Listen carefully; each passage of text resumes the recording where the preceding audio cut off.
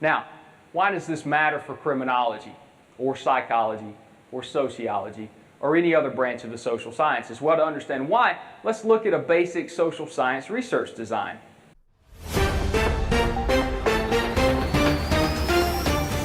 What does parity mean in terms of criminology?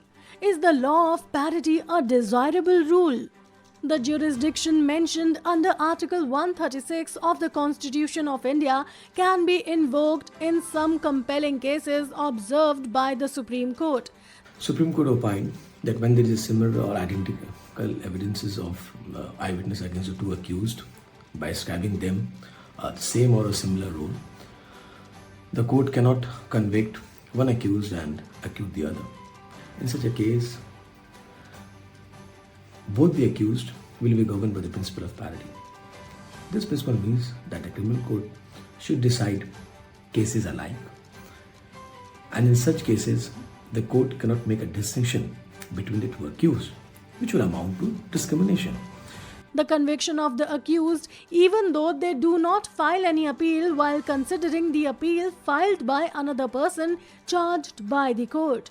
The criminal court should make similar decisions in similar cases, and in such cases, the court will not make a distinction between the two accused, which shall lead to discrimination. Supreme Court, in an appeal by a convict against one of the judgments passed by the Gujarat High Court, wherein the court convicted the accused while acquitting others in the case, the division bench has accused the convict by setting aside one line of judgment of the trial court and the impact judgment of the respective High Court. Furthermore, it also acquitted 3 other convicts by exercising their powers under Article 136. It extended the benefit of parity to some convicts who did not challenge the judgment of the High Court. A total of 13 accused got prosecuted, out of which only 7 were convicted, including the present convict for the offences punishable under Section 307, Section 395, Section 396 and Section 435. The maximum sentence imposed was a life sentence for the crime punishable under Section 396. What does parity mean in terms of criminology? The court noted no prosecution witnesses other than the 2 identified witnesses.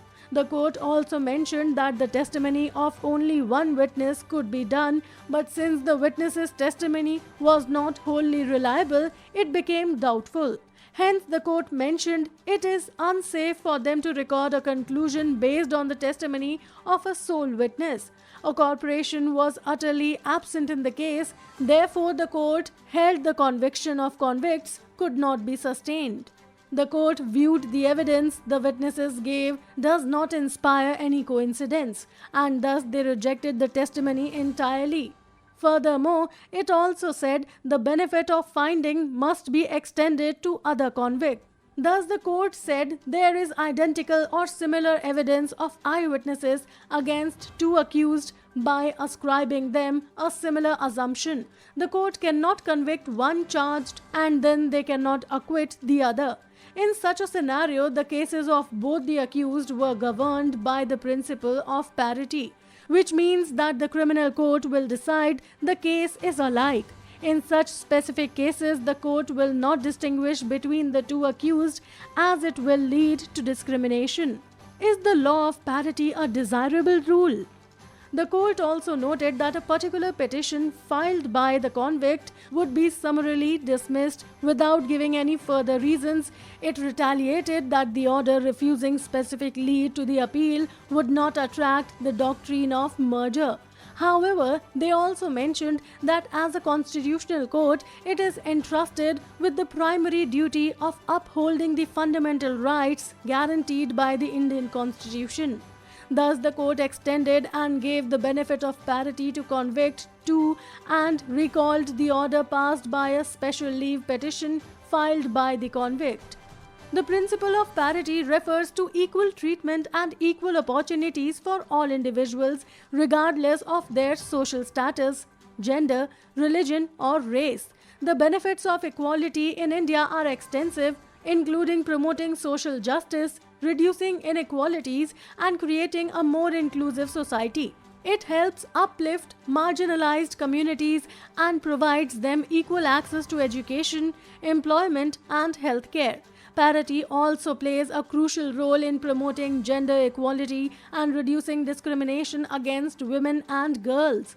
Overall, the principle of parity is a cornerstone of a democratic and equitable society, and its implementation is essential for the progress and development of India. Please don't forget to like or share or follow for regular updates. Also, please leave a comment to let us know how do you feel about this information. Moreover, please tag your friend or relative whom you think may relate to this post. For more such updates, please subscribe to your Air News channel and please don't forget to click on the bell icon for immediate notification whenever new video is uploaded.